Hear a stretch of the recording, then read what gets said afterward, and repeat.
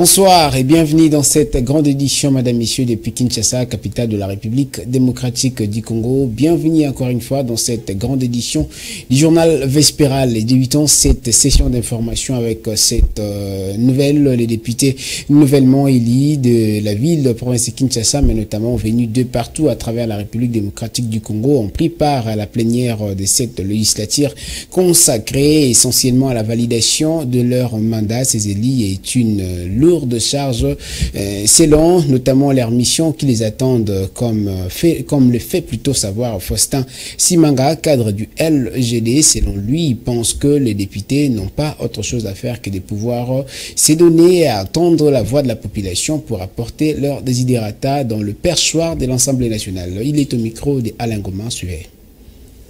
Avec la force du peuple, nous avons tout le poids possible pour faire peser la voix de l'opposition à l'Assemblée nationale, en dehors de l'Assemblée nationale et dans toutes les autres institutions où on pourrait avoir la possibilité de faire les lobbying, de faire entendre notre voix, bien sûr, avec des mécanismes qui sont connus, que nous utilisons, c'est-à-dire nos tribunes, nos actions de terrain, nos conférences, et tout ça va contribuer à faire porter la voix, et nous savons que le peuple est avec nous. Vous savez que nous, Congolais, nous devons exiger beaucoup de ceux qui nous dirigent. Ils sont là en train d'être payés avec l'argent du contribuable congolais. Nous devons être exigeants avec eux.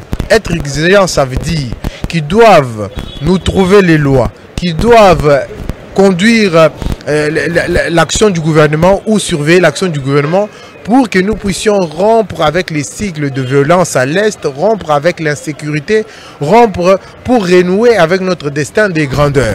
Comme on l'avait proposé pendant la période de campagne avec notre programme présenté par Matata Ponyo Mapon, président national du LGD, renouer avec notre destin de grandeur, c'est un combat de tous les jours. Nous voulons que les députés qui représentent tous les Congolais de tous les bords politiques possibles, qu'ils puissent décider de pouvoir se comporter en dignes Congolais, les meilleurs d'entre nous, qui comprennent les choses qu'il faut modifier, qui doivent être conduits de très bonne manière pour que nous puissions solutionner les problèmes de sécurité, les problèmes sociaux, les problèmes économiques et les problèmes culturels qui rongent notre pays. Le gouvernement à venir doit être axé sur les résultats, les personnes qui sont capables de produire des résultats. Et ces personnes, ces Congolais-là, sont connus dans ce pays, qui sont promptes à pouvoir produire des résultats. Nous ne devons pas faire un gouvernement ou accepter un gouvernement qui est là pour remercier les alliés politiques. Nous devons faire un gouvernement congolais, bien sûr, qui permette à ce que nous puissions vraiment travailler pour relever ce pays et travailler pour le développement de ce pays. Et ces gouvernements-là, ça ne sera pas un gouvernement d'un camp politique, ça sera un gouvernement qui travaille pour la République démocratique du Congo. Encore à l'Assemblée nationale, c'est lundi 29 janvier que s'est tenue la session inaugurale pour la 4e législature, une session extraordinaire d'où la plénière a procédé à la mise en place du bureau d'âge présidé par le doyen de la Chambre et les nouveaux élus, y compris leurs membres qui les ont accompagnés à fouler le sol de l'Assemblée nationale, ont notamment donné quelques impressions à la population qui était sur le lieu accompagnée de leurs députés. Suivez. L'ambiance au Palais du Peuple est à l'auteur de l'événement du jour. La session inaugurale à l'Assemblée nationale s'est tenue ce lundi 29 janvier. Plusieurs députés nationaux et nouveaux élus ont répondu présents, accompagnés des militants de leur regroupement politique de la 4e législature.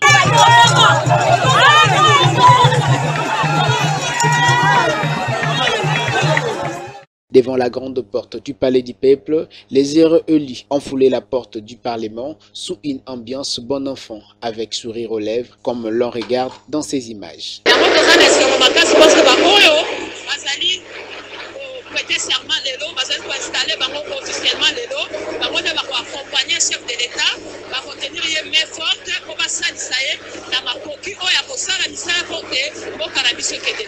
Le militant, aussi dans la joie, sous ces climats ambiants, ont envoyé un message fort à leurs élus pour qu'ils aient à cœur de leur défense.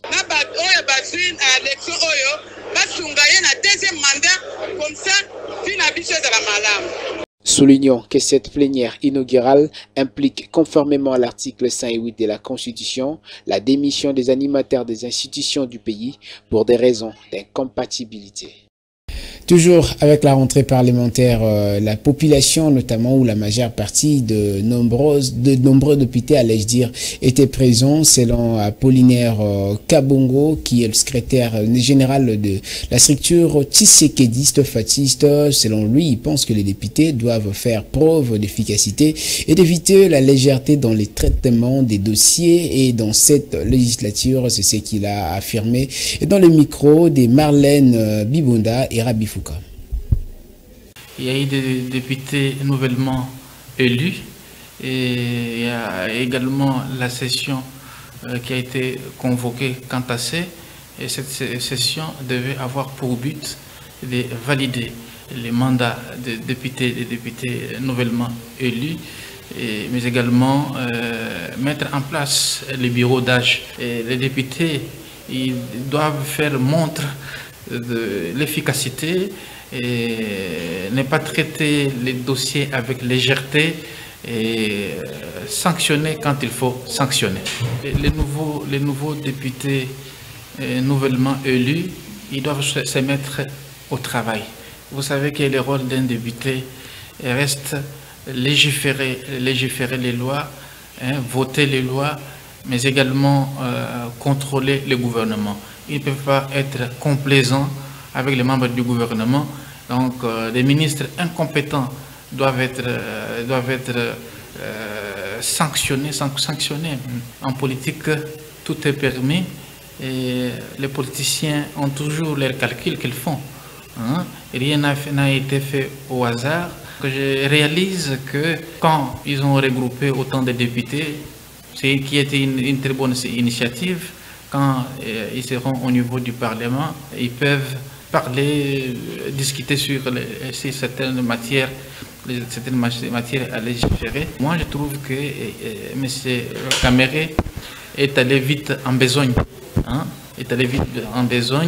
Et les mobiles même de ces regroupements, je crois, ils visent la primature.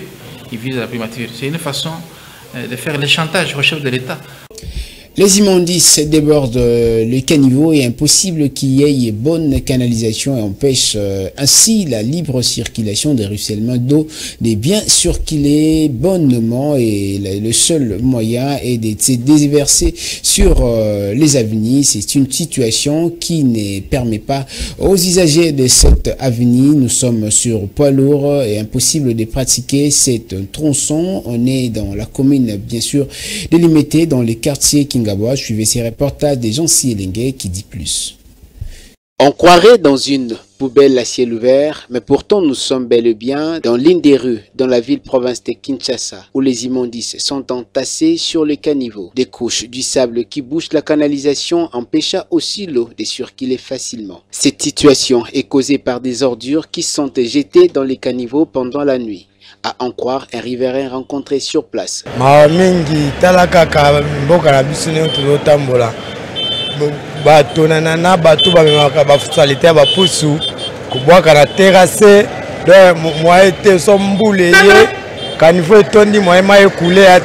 D'autres, par contre, demandent aux autorités de dépêcher une équipe de curage pour essayer de normaliser les choses, car selon lui, cette situation est dite du fait des manques d'entretien des rivières.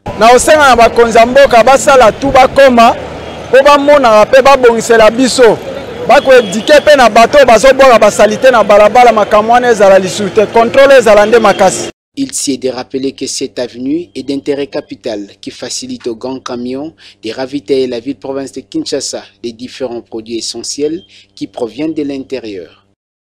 Et une brève, la situation est restée tendue ce mardi au Congo central, plus précisément dans la cité de Kimpese. La population s'est appris aux polices, les accusant des complices et des voleurs au moins, plutôt à moins armés qui sèment la désolation. On vit dans les chefs de la population. Les bilans de la journée et des morts du côté de la police, une voiture brûlée par le manifestant, une situation qui met en mal même les cités frontalières à celle de Kimpese, car plusieurs de ces derniers dernières dépendent de la cité des Kimpese, selon les coordonnateurs de la nouvelle société civile. La force de l'ordre est arrivé à maîtriser la situation, chose qui a même permis de véhicules stationnés à Lukala ont déjà commencé à quitter. Autre chose, à présent, seule la générosité permet d'amasser dans son âme un trésor pour l'éternité. Ce passage est bien pratiqué par Madame Fifi Vachalabitilux, qui a déposé son premier lot des dons à donner aux sinistrés des inondations, et elle a remis aux mains de l'initiateur de cette initiative. Il s'agit bel et bien de Maître Billy Maloua Cléophas. Cette dernière a demandé aux autres de faire autant. C'était aux installations de la Fondation Maloua Télévision. Suivez. Je vais remercier beaucoup Papa Maître Billy Maloua par cette initiative. Il a pris compris avec moi. Moi, je me disais que c'est la blague ou quoi. Mais dès que je vis ce que je vis là-bas, avec toutes ces personnes, toutes ces mamans et papas qui n'ont pas d'endroit où aller dormir, ou de quoi manger, et comme j'avais promis, comme on dit en français, chose promise, chose due. Et comme j'avais un lot, et je suis partie plaider les causes auprès de mon directeur de terrain, Papa Aristide Boulakali, qui est dans le Fachi. Et c'est de là où je pu prendre tous ces colis, et ça, ce n'est que la moitié. Parce que j'ai vu que papa, il y a tellement beaucoup de personnes, c'est que j'ai pris là, c'était suffisant. Alors, j'interpellerai aussi beaucoup de membres. Quand vous me dites, est-ce que le gouvernement n'a rien fait? Le gouvernement est composé de quoi? Des personnes qui ont un cœur ou bien qui ne l'ont pas. La majorité de personnes sont devenues égoïstes, ils ne pensent qu'à eux-mêmes. Pendant que la personne, plusieurs personnes à côté sont en train de souffrir et ils ne prennent pas attention. Moi, je dirais ceci à quiconque. J'exclus même les gouvernements. Pourquoi je dis que j'exclus? Parce que ce sont des gens avec qui nous vivons et nous partageons à manger ou à boire. Et souvent, ils dépensent tellement beaucoup pour rien faire, pendant que le peu qu'ils peuvent penser aux vulnérables, aux gens qui souffrent, aux gens qui dont les maisons sont parties. Moi, je leur demanderai, ayez un cœur en chair, pas en fer. Venez ici, déposez. Nous sommes ici à la Fondation Maloua et au bureau de bourgmestre de l'Imété. C'est là où on dépose tout ce qu'on a compromis. Et ça, ce n'est qu'un début. Pour moi, je vais frapper à toutes les portes. Toutes les portes. Donc, j'irai personnellement. C'est le gouvernement dont vous avez cité. Papa, je n'ai pas besoin que vous vous disiez, oh, il faut signer par-ci. Il faut non. Mets la main dans ta poche, donne-moi tout ce qui est dans ta poche, point barre. Et je peux partir avec. Et fin des parcours pour le Mali, le Burkina Faso et le Niger au sein de la communauté économique des États d'Afrique de l'Ouest CEDEAO. Ces trois pays, dans un communiqué conjoint le dimanche dernier, ont annoncé leur retrait sans délai. Reportage de Prince Ngokoto Itaka. À la suite du coup d'État commis en 2020 à Bamako, en 2022 à Ouagadougou et en 2023 à Niamey, la communauté des États d'Afrique de l'Ouest avait suspendu les trois pays de ces instances et imposé les lourdes sanctions économiques au Mali et au Niger. Les trois pays membres de l'Alliance des États du Sahel, AES en sigle, ont annoncé leur retrait sans délai de cette organisation régionale. Dans un communiqué conjoint, lu à l'antenne de chacune des trois télévisions nationales, dénonçant la menace due à l'influence des puissances étrangères, et ils estiment que la CEDEAO s'éloigne des idéaux panafricains des fondateurs après près de 50 ans d'existence. Chefs d'État du Burkina Faso, de la République du Mali et de la République du Niger, prenant toutes leurs responsabilités devant l'histoire et répondant aux attentes, préoccupations et aspirations de leur population, décident en toute souveraineté du retrait sans délai du Burkina Faso, du Mali et du Niger de la communauté économique des États de l'Afrique de l'Ouest. La CEDEAO a réagi en disant attendre la notification formelle et directe de ces retraits conjoints. Si les juntes ont formulé à l'oral leur décision de retrait et précisé qu'il serait immédiat, Le texte de l'instance régionale prévoit un délai d'1 an après notification par écrit pour acter la sortie d'un État de l'organisation. Pendant ce temps, les partisans de l'AES célèbrent la sortie de leur pays de la communauté des États d'Afrique de l'Ouest.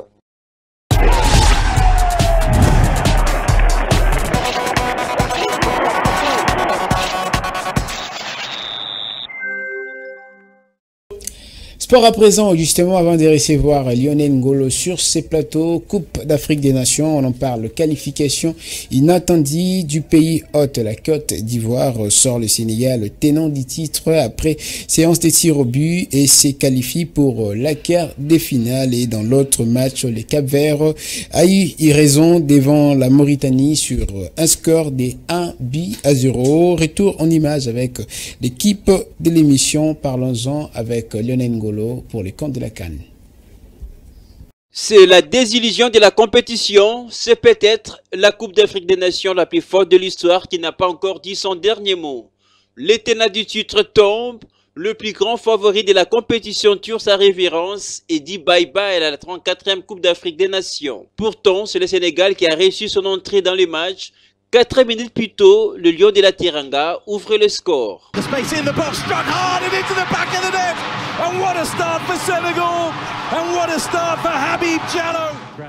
La réponse des éléphants arrive finalement à la seconde période sur penalty. Grâce à l'entrant, Franck Kessié, j'ai cité, qui permet à son équipe de rester dans le match.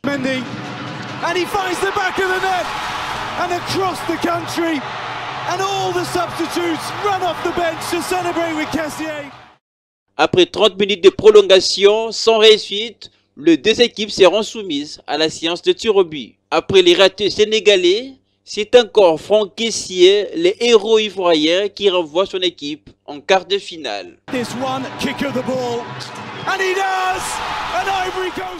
Dans les camps sénégalais, c'est la déception. On est un peu déçus, enfin on est très déçus même. On avait à cœur d'aller plus loin dans cette compétition. On a perdu, le football est cruel, je pense que ainsi va la vie.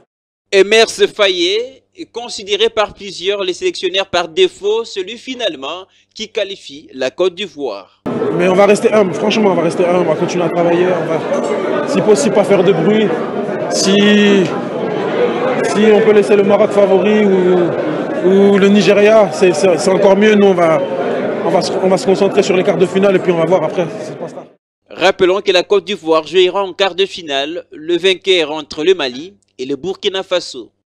Pour aller loin, on analyse maintenant la Coupe d'Afrique des Nations avec Lionel Ngolo, spécialiste au service de sport de la Fondation Maloua Télévision. Il est avec moi sur ces plateaux. Bonsoir Lionel. Bonsoir Elvis Métis, bonsoir à tous. Et un grand plaisir avec cette chaleur de la Coupe d'Afrique des Nations. Tout à fait, le plaisir est partagé. Vraiment, je m'en vais déjà avec la première question. Victoire recherchée ou encore cherchée. Et à tout de suspense, quel match pour la Côte d'Ivoire? La Côte d'Ivoire jusqu'ici n'était pas absolument considérée et à l'issue évidemment de ce qu'elle a proposé lors des phases de groupe. On rappelle la Côte d'Ivoire qui a perdu des matchs de suite, sauvée de justesse par le Maroc suite à sa victoire contre la Zambie. Cette Côte d'Ivoire est allée jusqu'au bout de suspense pour arracher cette qualification. On va rappeler, le scénario a commencé déjà dès le début des rencontres quand le Sénégal marque très tôt ce but qui fait très mal à la Côte d'Ivoire mais qui réagit finalement en seconde période avec les coachings payants des sélectionnaires et l'entrée de Franck Kessié qui va tout changer avec ces pénaltys qui permet à la Côte d'Ivoire de rester dans les matchs. Mais après, il y a ces pénaltys avec beaucoup d'audace, avec beaucoup de courage, transformés toujours par Franck Kessié qui amène la Côte d'Ivoire en quart de finale. Il faut dire, la Côte d'Ivoire à ces niveaux, puisqu'elle va évoluer, elle va continuer à évoluer sur son sol, devant son public, la Côte d'Ivoire peut aller chercher cette Coupe d'Afrique des Nations. Et le Sénégal sort de la compétition. Est-ce que c'est une surprise? Aussi une surprise, on va dire, peut-être une des grandes désillusions de cette compétition, puisque le Sénégal, ça m'a dit qu'il était le plus grand favori de cette compétition. La seule nation en phase de groupe qui a gagné surtout sur 3 matchs qui a fait 9 sur 9. Ce Sénégal n'a pas réussi à briser la malédiction devant la Côte d'Ivoire. Voilà, le Sénégal quitte la compétition, malgré qu'on va dire que le Sénégal a pêché un petit peu dans ces temps forts où le Sénégal devait se mettre à l'abri, à chercher ses deuxièmes buts rapidement, chose qui n'a pas été faite de la part de Lyon de la Teranga. Donc le Sénégal, tristement, on a vu la fureur du sélectionneur et de ses joueurs après cette élimination. Donc le Sénégal, c'est la grosse surprise de la compétition. La CAN, une fête pour toute l'Afrique, mais est-ce que n'est-elle pas une grande édition de l'histoire cette fois-ci? C'est l'impression que ça donne jusque-là, puisque c'est une très bonne Coupe d'Afrique des Nations. Sur le plan organisationnel, on a vu j'ai vu les chiffres récemment. La Côte d'Ivoire a dépensé plus d'1 milliard de dollars américains pour organiser, offrir justement aux Africains cette Coupe d'Afrique des Nations. En termes de sécurité, nous avons des correspondants qui sont sur place qui disent c'est une très grande fête, une très belle organisation, des stades renommés, sauf un petit peu la température avec la chaleur. On voit les joueurs vraiment être en difficulté le long des matchs, etc. Mais c'est une très bonne Coupe d'Afrique des Nations. Mais puisque vous le dites, si on peut prendre les risques, ça serait peut-être la meilleure édition que l'Afrique a organisée. Eh bien, il faut que ça reste jusqu'à la fin de la compétition. Là, on va attendre jusqu'au 11 février. C'est ce qu'on espère, mais avec cette dernière question, on va se séparer. La CAN va se poursuivre avec des belles affiches: Mali, Burkina Faso et puis Maroc, Afrique du Sud. C'est déjà tout à l'heure le second match, donc ça sera la dernière affiche qui va clôturer le 8e de finale de cette Coupe d'Afrique des Nations. Donc une très belle opposition qu'on aura entre le Maroc et l'Afrique du Sud. Le Maroc, on va dire, qui est resté quand même l'un des favoris de la compétition. Après que le Sénégal soit éliminé, on va rappeler quand même le Maroc, c'est le finaliste de la dernière Coupe du Monde. En tout cas, en face, il y aura une équipe vraiment totalement, diamétralement opposée sur papier. C'est l'Afrique du Sud qui cherche à revenir, qui a donné une très bonne impression, qui a des arguments aussi collectifs, mais aussi individuels pour aller arracher cette qualification. Donc, ça sera un match très plaisant. Nous reviendrons forcément dans le programme par le CAN pour débriefer et tout dire à nos téléspectateurs concernant cette Coupe d'Afrique des Nations. Une belle analyse. Merci Lionel d'être passé. Merci à vous de m'avoir réussi. Merci beaucoup. Mesdames, Messieurs, c'est par cette note des sports que nous sommes censés boucler complètement cette grande édition du journal sur la Fondation Maloa Télévision. Restez branchés sur les antennes de la FM Télévision. Sachez que nul n'a le droit d'être heureux seul sur la terre. Ce journal est complètement terminé.